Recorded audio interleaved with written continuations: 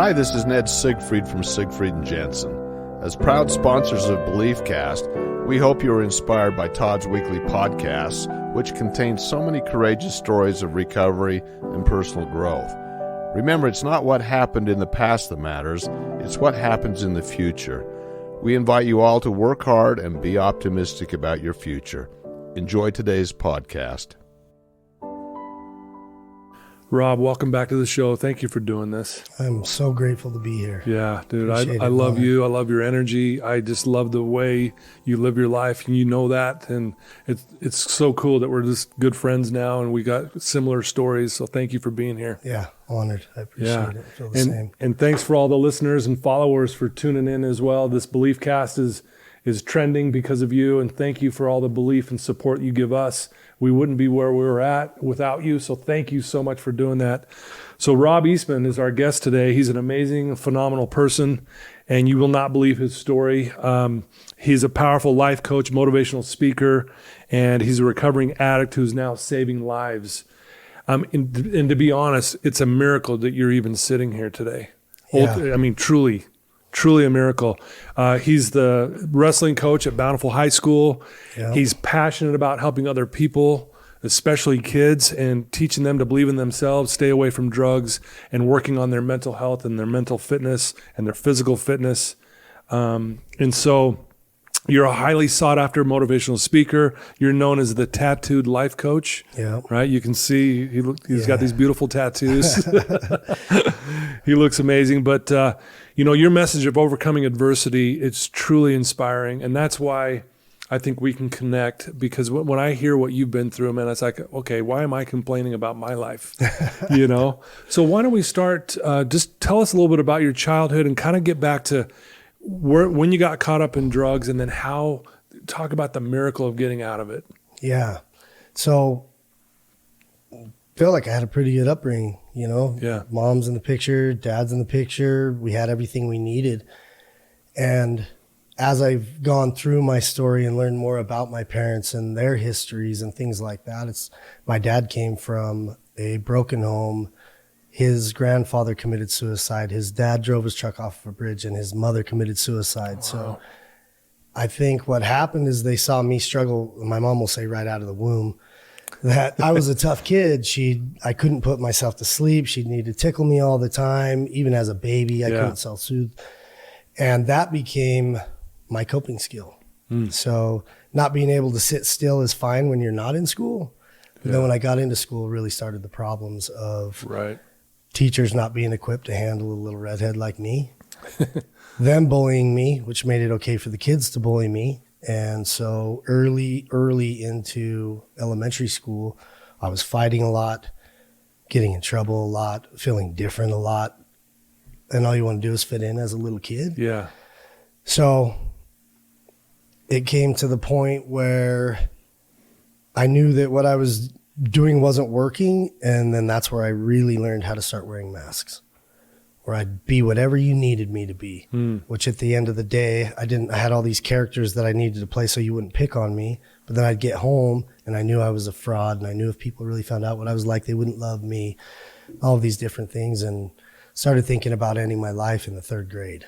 And for a little mind like that, there's not much left. So I was in survival mode pretty much all the time. Jeez. 3rd grade. Couldn't sit in class. I didn't learn like everybody else, so I felt stupid. In and out of the doctor's offices trying to figure out what was wrong with me. And, moving forward through those years, I got better at manipulation. I got better at lying and hiding and cheating and stealing and, all these different things. And every time something went wrong, my mother would love me to death, if you will. Yeah. She took the pain away. So I wasn't able or taught how to deal with my own emotions. Yeah. So I was very dependent on her love for me, and which created more problems in the home because I needed so much attention that it took from my siblings. And these are all things that I'm learning at 45 years old. Right. We're having discussions with my siblings about, what my issues caused inside of the home, inside of their own self-worth, and why aren't they getting the attention? So growing up in Utah, I was born LDS, My uncle's one of the 12 apostles. So we had a very high limelight on us, and my dad was successful, and trying to live up to that name and trying to follow that list of rules. I couldn't do it, for one. And then we also didn't have that emotional and communication inside of the home where I felt safe to come in and talk about those things, in fear of letting my parents down. It's not that they wouldn't have accepted it and loved me, but when it's not an open discussion, you don't know. Yeah. So drugs and alcohol were told from day one that that's a bad thing, and you're gonna go to hell if you do that. The emotional pain got so much that by the 9th grade is the first time I tried to attempt suicide. Stole one of my dad's revolvers, was at a party, got dumped by my girlfriend, and girlfriends and friends were my fuel. You know, I was the cup with the little hole at the bottom, and if you weren't filling it, I was empty. Right. So she broke up with me. I ended up playing Russian roulette, and that was the first time I found, the cops came and picked me up and they took me home. And that's when I found out we didn't grow up with grandparents. I didn't know why. And that's what my dad told me. He's like, my entire family ended their life, and if you were to do the same thing, I don't know what I would do. Wow. I might end mine. And for me, I love my dad.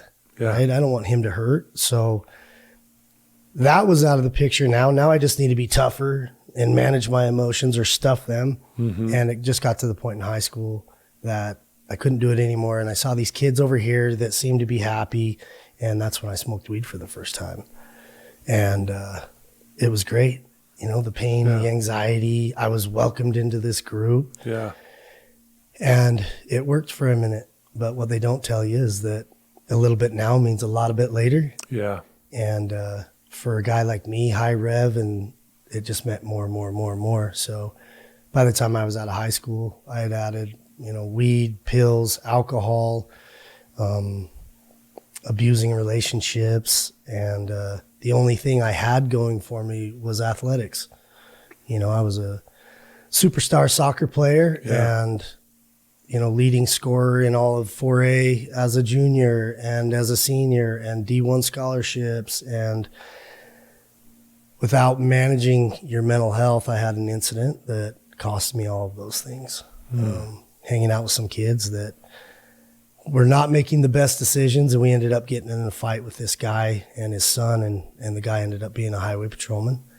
And so we got in a little bit of trouble. Yeah, I bet. And it's like, as we're growing and we're using drugs and alcohol, relationships, sex, porn, food, whatever it is, to cope and not decision-making, thinking, playing the tape to the end, I didn't have anything when they took that away. Yeah. And so at that point, right after high school, me and one of my buddies got in trouble, and his dad moved him away. And he was like my soulmate from the 6th grade. I saved him on the playground from bullies, and we were just like instantly bonded. Wow. And it was an amazing relationship because he was smart and he could do my homework, and I was scary and I could protect him on the playground. It's a perfect match. So when that was removed at like 19, we both just kind of fell apart, and I went to rehab at like 18 years old for, they told me it was a leadership training class, but it was really outward bound in Costa Rica. And I love it. When I got back, he had gotten worse in the sense that we'd meet up, party, pass out, wake up in the morning sick, high five like that was fun, and go about our way. Right. And he ended up throwing me a party for my 21st birthday, and 9 days later, he ended up taking his life. And that's who's tattooed on my forearm with "My story isn't over" in his initials. Oh, wow. That's amazing. And from that point, I was a wreck for the next probably 15 years. I felt like I was responsible for that. Yeah. When you don't have those emotional tools or the ability to work through things, you just put that pain and suffering in the backpack, and eventually it catches up with you. And mine caught up with me at 31 years old. In that decade after was a lot of overdoses, a lot of divorce, a lot of failed relationships, and losing jobs, and just feeling less than. And a lot of my parents saving me from that. Wow. Financially. You're right. And I just couldn't do it anymore. ended up having my daughter, Sophie, and I had relapsed. I'd been clean for about a year and a half at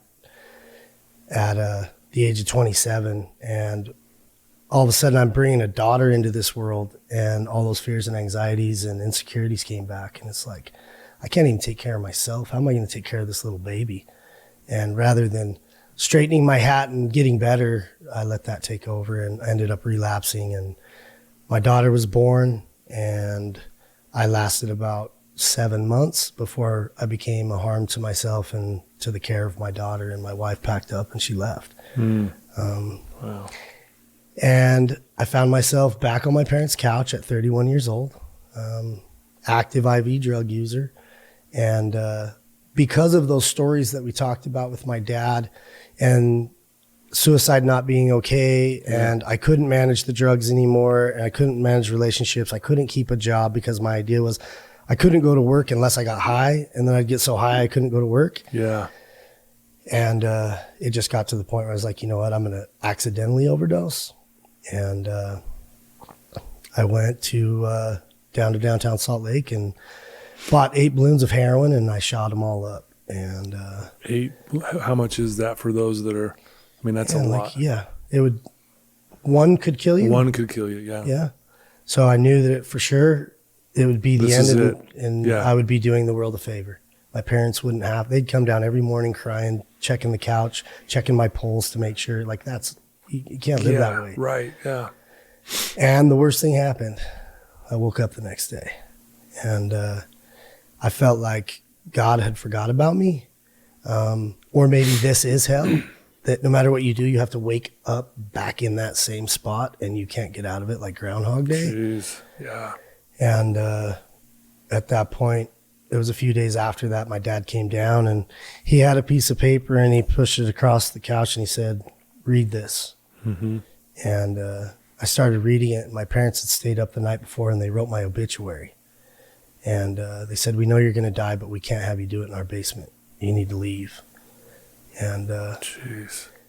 at that point, I probably could have asked for help, but I don't know how, but ego and pride was still involved. Yeah. Like, I'm 190 pounds. I weighed 128 pounds at that point. Jeez. And so I chose to be homeless, and I went and I lived in my car downtown Salt Lake. And it was about 10 days in, and I was like, I'm above this. And my head meant that I needed to end my life. And the only way I could see my daughter is if my parents were there. And the only way I could get back in my parents' house is if I was to see my daughter. So I set that appointment up, and I went in and gave my mom a hug, gave my dad a hug, told him I loved him, kissed my daughter, and that was going to be the last time I saw him.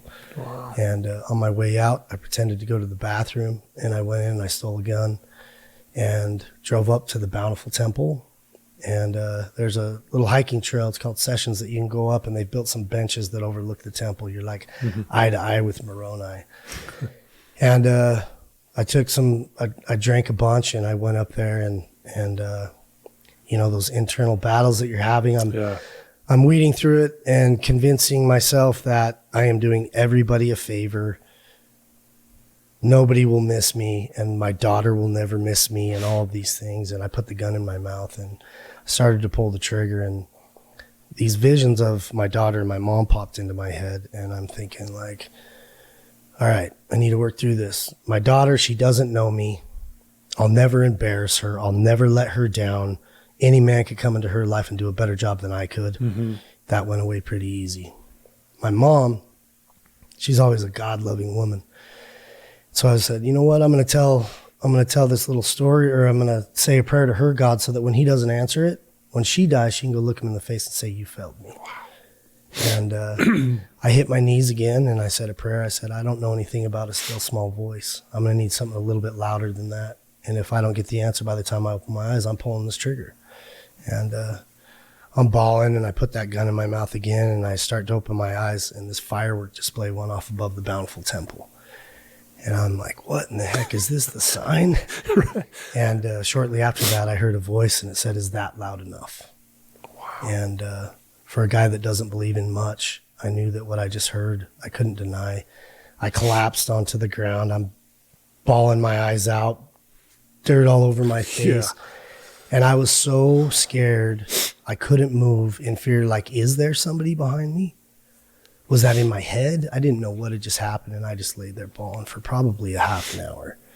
And when I could get the energy to get back up, I got up, I ran down the mountain, jumped in my car, went home, told my dad what had happened, gave him the gun, and I drove myself straight to the hospital. And that was August 31st, 2009. And the following day is my sobriety date of September 1st, 2009. And Wow. that started the journey. Wow. So That is incredible. Again, I wasn't joking when I said it's a miracle that you're sitting here, but how grateful I am, and I know many, many thousands and thousands of people are grateful that you're here. Because now, we said at the beginning, you were this addict, which, boy, you painted a story like no other, but now you're saving lives. Let's talk about that for a minute, because you're an all or nothing guy. I'm not just going to get one tattoo. I might get a bunch. Yeah. Right? Yeah. But you are all or nothing, which obviously in the drug world, that was bad. Yeah. But now you're all or nothing in a better direction. So let's talk about all this stuff and all these good things you're doing now. yeah, so kind of what started that is, so I went to rehab, and that was the first time that I had been in a group of men that, one, I could express myself openly, but two, that they had a solution. Yeah. There was some action to be taken, and I was feeling great. I'm leading inside of that rehab. Like, if I would have gone to the military, I would have been a 4-star general, right? For sure.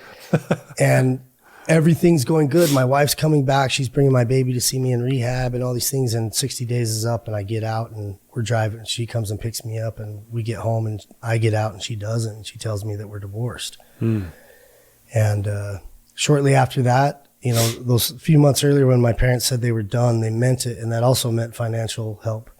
So shortly after she left, the bank came and took everything I owned. And then at 9 months sober, my dad passed away. And I didn't know it at the time, but I feel like that was God stepping in, or your higher power, whatever you want to call it, saying, your wife, I took her away because that made you feel better. That gave you a false sense of companionship or ego, feeding my ego. And then I took all your worldly things away, and you still didn't hear me. And then I took the man who helped you get all of those things away. Can you hear me now? Wow. And it was at that point that I had no choice but to humble up. And I didn't have any money to get a therapist, so I got a Pell Grant from the government, and I went back to school. And I'm sitting with my counselors, and they're like, you need to test into math and English and all that. I'm like, no, that's not why I'm here. Right. And like, I'm only taking psychology. And they're like, why would you do that? I'm like, I want to know why I'm so messed up. And so I go into school, and I remember the first few classes, I started getting hot and sweaty because I'm like, is he reading my bio? Like, every word in that psychology book was me. And so from going from like a 1.6 student in high school to being able to retain like 95% of what was in that book, I was so excited. But the only thing I was good at besides that was athletics. So I started taking what I learned in class, and I would apply it training people for free in the park. I'd get off my $10 an hour job that I hated, and I couldn't wait to work for free. And people are like, why are you doing this? Like, and I would explain the psychology behind doing hard things and pushing your body and finding out what you're capable of doing. And quickly thereafter, I went to my professor, and I said, look, I'm not trying to get a degree. How would you go forward? He's like, write your story down, get these 3 books, read these novels, and study your story. And as I went through the psychology behind all of the things that I was lacking or that I went through, it allowed me to reach so many people through fitness. It's like, how else can you help people learn how to do hard things in a safe environment? The world's coming. Are you training for it? Are you preparing like the warrior in the garden? And that quickly became a few guys into a lot of guys. And at that point, I had started running. I went from 5Ks to running ultra marathons. I skipped the marathon. I ran 13 ultra marathons, and it's like, why would you do that? You don't even like running. What are you doing? And you're right. I don't like running, but when you're 25 miles into the mountains and you have 25 miles to get out and you are broken, you learn something about yourself. Wow. And started training in obstacle racing, and I was ranked top in the world in that in 2010. And for me, being an extremist, I learned more in a 10-hour race than I would have in 10 years of therapy. Yeah. Do you give up on yourself? Do you call for help? Do you quit? Do you lay down to die? Or do you keep moving forward? And I just simply would take all of those lessons and try and allow people to find their ultra marathon, which might be getting out of bed, might be getting off the couch 10 times. It might be like, I learned to meet people where they're at. Yeah. Apply the same lessons that I was learning. You know, I took a cage fight off of Facebook at 35 years old. It sounded like a good idea. Never had any training. Dude, I love you, man. And seriously. And that's what started. Sorry. That's what started Eastman Fitness. And you know, all of my family's like, you need to get a real job. Training people in the park is not a real job. You need to get your life in order. And it's like, one thing that I need people to understand is that just because your blood doesn't mean that they're pushing you in the right direction. And not that my family was harmful, right. But they didn't see the vision that I saw. They didn't know, yeah. Like I had this fire burning so bright inside of me that one, I'd rather be homeless and help these people, watch the light go on in their life, than be in a big home and miserable. I didn't know how to separate the two. So I was willing to go all in on this deal. And wow. Through my cage fights, they were airing them at the prison. And I started getting these collect calls from the prison. And I'm like, oh, is one of my buddies in there? Yeah. I'm like, yeah, I'll take it. And they're like, hey, coach, I saw you on TV. I want to train with you when I get out. And I'm like, wow. Who are you? Why are you in? It's like double attempted murder.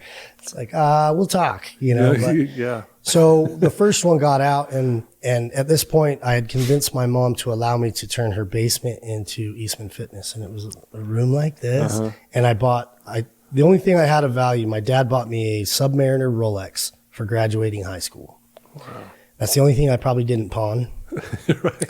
And I was thinking, I'm like, would he want me to wear this watch, or would he want me to use the value of this watch to chase my dreams? So I found somebody to buy it. I took all that money and I bought rubber horse stall mats, and I filled my mom's basement with it. I had my buddy weld a pull-up bar on an 8-foot ceiling that stuck down another 2 feet, so you're on your knees doing pull-ups. But it created this thing where I was, you know, generating like $6,000 a month training people in my mom's basement. But as I started transitioning these guys out of prison, because I wanted to change the way people were viewed and give them a better chance at success than going back to their homies or whatever got them in the first place. Yeah. But I'm walking through the kitchen. In my mind, I'm ego. This is my spot. And I'm walking these two dudes that were from gang, and they were in for double attempted murder. And my mom's in the kitchen making a peanut butter and jelly sandwich. And when I looked at them, and they're covered in tattoos, and I looked at my mom, and we're in Bountiful, Utah, I was like, I might need to take that next step. You know, financial insecurities were massive for me. And to sign a contract and be on the hook for rent every month at a place was terrifying. But I was like, you know what? It's a big step. I got to do this. So I opened up my first location in downtown Bountiful, and I only signed a 1-year contract just in case. Yeah. And luckily I did, because we outgrew that. And I just started spreading the word about that. I don't care what you look like or your fitness competition or any of that. I care that you come in with an intention and that I help you grow as a person. And we're going to do that through lifting heavy stuff or climbing ropes or flipping tires. But that's not the intention. The intention is for you to find out what you're made of, what you're not made of, and how to get better. Again, why you were running. Yeah. You were learning. It wasn't about the run. It was about what you were learning about you. All that negative, all those that's amazing. negative voices that pop up when things get hard. Yeah. And I gave up my entire life. When those got hard, I was like, no. And then I'd manipulate those around me, hurting the ones I loved around me.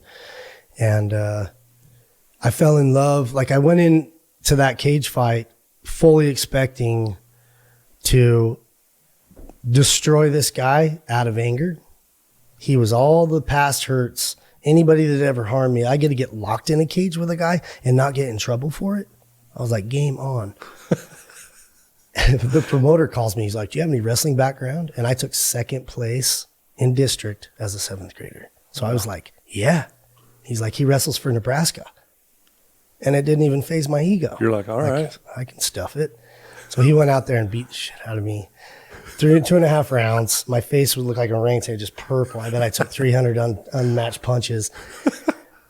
And as I was leaving, head down, I just embarrassed myself, let all my friends and family down that were there. And I'm walking out of the cage. I get checked by the doctor. And as I'm leaving, everybody along the way was like, that was so awesome. You killed it. And I'm like, no, that guy won. They're like, no, you're so brave. And I sat there in the back thinking about that walk. And I had done all the work to get into recovery, right? Right. You make amends. You do all those things. Yeah. But I forgot to make that to myself. And I found that night that I was the only one talking trash about me in that room and that I needed to change that mindset. Wow. So I went to that kid that beat me up and I went and trained with him and his coach. And I thought I was being developed into this killer when really I fell in love with martial arts. And what it taught me was honor, discipline, anger management, how to be a part of a team.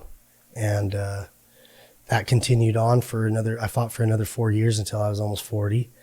Went 2-2, which is okay for an old man. Hey, that's impressive. And then as I'm working with these adults and stuff, I saw good results. Yeah. But I'm seeing these kids, and I had just gotten married, and these kids didn't have the skills necessary. And I'm like, you know what? I'm going to bag this over here, and I'm going to work in prevention. So I started as an assistant on a junior high wrestling team. And one important part of that story is that when you go to a school, you have to be vetted, right? Right. So when I walked in, I'm all eager to give up free time. And they told me, you can't do that. You need to go get a background check. So I was like, cool. I'm 4 years sober. I'm clear of everything. Yeah. And I went in, fingerprints. You'll find out in 2 weeks. And I got an email the next day. And they're like, sorry, but we can't have you there. And 4 years sober, I'm killing it. I'm doing all these great things. And then instantly when somebody denied me something, I went back into that insecure little boy. And that lasted about 10 or 15 minutes. And I snapped out. I'm like, nope. I printed off my background check. I made an appointment with the guy that said no. I wasn't going to be a piece of paper. So I went and I sat with him. I pushed it across the table and said, where would you like to start? And by the end of the conversation, he was in tears. And he said, we need more coaches like you. And that started my career in working with the youth. Like, I don't care what sport it is because it has nothing to do with that for me. Yeah. It has to do with teaching these kids the necessary skills that mommy and daddy aren't going to be there when the real world comes, and that they need to, one, be mindful, they need to have self-respect, and they need to know that they're worth it and that they're capable. Right. And that just so happened to be wrestling. Yeah. And I had a great experience that first year, and some other schools caught wind of it. And the school I went to in junior high gave me an opportunity to be the head coach. And I took the very first conversation with the principal. I said, hey, just so you know, I'm willing to lose my job over the way I coach. So if you have a problem with that, don't hire me. Really? And I explained that wrestling is maybe third or fourth down the list. Building strong young men and women is number one. Grades don't matter to me as much as their mental health does. Wow. And he took a chance on me. And he probably never heard that before. no, he was like, pretty "Excuse me?" shocked. Yeah. He's like, who's this dude? Yeah, right. And man, being the master of youth, you become the student. Yeah. I've learned more of stepping up, handling it, trust, and honor from these kids than I ever could have in any other setting. Yeah. And this season, 2023, is my 10th year working inside of the schools. I've been a tracker. I've worked with the toughest kids in the school. Yeah. Using skills like teaching them chess. And what does that do? What do most kids do when they get in trouble? They react. Yeah. And then they deal with the consequence. Right. So I used chess as a way for them to sit, patient, think about 4 or 5 different moves. Yeah. And it's been the most amazing experience. But I found that the more I work with these youth, when they would come back from summer, they were the same kid that I started with. Right. Because they went back to the same place that messed them up and re-indoctrinated them and made them feel less than or not seen or heard. And so that's when I was like, you know what? I got to hit K through life. So I started working with the entire family. So I go and consult inside the home, because you can come sit in my office and I know what's there, but I need to see that what's coming out of your mouth matches what's going on in that home. And then helping you find the resources necessary that are going to fit your belief system, what you really need. Because if you Google youth therapists, most of them are 2 years out. Or you get put into a rehab that's not going to jive with what you've been taught your entire life. So true, to give them a good experience the first time is important. And that took me a lot of growth, not being the guy, because I do that for a living as well. But the first time I lost somebody who had just been through my program to an overdose, I was like, you know what? I might need some help. I might need to understand the resources that we have around and be the guy that can help get them in the right place. And through athletics and my gym and speaking and all of these different things, it's everything I do is just me facing my own fears. And I'm learning every single day. And recovery for me has nothing to do with drugs and alcohol anymore. It has to do with peeling back the next layer. And I love that. When we get in that destination mindset that if I make X amount of money, or if I get the car, if I get the girl, by the time you actually do that, you've grown so much that the shine isn't there when you actually achieve that. And so it feels empty. So I got rid of the destination and I try and be more present in the journey. And one of those experiences was I had the opportunity to take 39 cancer survivors and their doctors to Mount Everest Base Camp. And spending 17 days in the Himalayas, you're walking, and these mountains are the most insane, massive things you've ever seen. And every time we come around the corner, we'd be like, is that it? And the Sherpas are like, we will tell you when you see it. Be patient. But around the next corner, is that it? It's like, okay, he's not hearing it. And that really taught me, like, when I see it, is it going to be that grand? Or is it the relationships and watching these people push past their fears and past cancer and all these different things? And every interaction I have now, I just try and sit back and listen to understand, because I was a big arguer for right or wrong. And there's just so much to learn. And I think everybody on the planet should be in some form of recovery. For sure. And me and my sister were just talking about our upbringing and the things that we dealt with, and those older generations that they weren't taught emotional understanding either. We didn't talk about it, so we can't hold them accountable to knowing something that they didn't know. But it is our job now to break those chains, to break the family chains, to do better, to be vulnerable, but also to do the work. So I just feel blessed and honored to be able to be in this space, to be able to provide for my family, for my daughter. You know, she was my why. I think people say you can't get sober for anybody else. It's like, if it wasn't for her, I wouldn't be sitting here right now. So I did it for her until I did it for me. And wow. And then I was on the way up here, I was talking to Chelsea, saying, like, meeting people like Todd is a blessing for me. You're one insane ball of loving energy and compassion and drive. And for me to be able to sit here with you is an honor. And I feel people feel the spirit in church and other places. I never felt it there, but I feel it with you every single time. And I feel it when I'm in the mountains, and I feel it when I'm quiet and sit back and pay attention to why I'm here.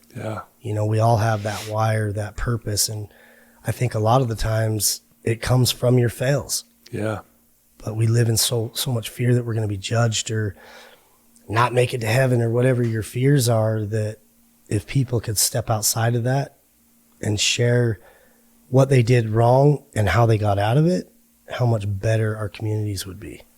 Oh, for sure. So wow, just some days I got to pinch myself and be like, how did I land here? Right. You know, how did I make it through? How did I, you know, and ultimately it came down to being vulnerable and sharing my fears and sharing my fails.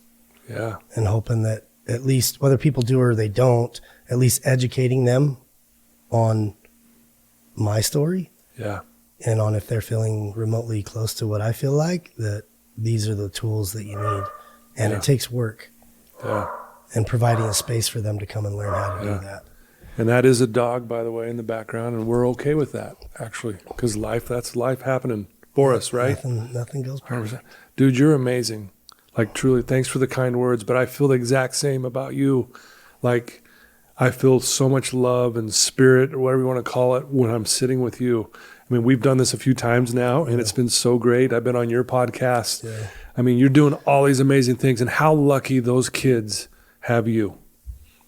And thankfully, that experience you had on the mountain there behind the Bountiful Temple, when it was like, is that loud enough for you? Yeah. You know, I mean, how grateful I am for you and all the good work you're doing. You really do inspire me to be better and stronger. And I don't know, I'm just blown away at you. I mean that. I hope you know how much I appreciate you.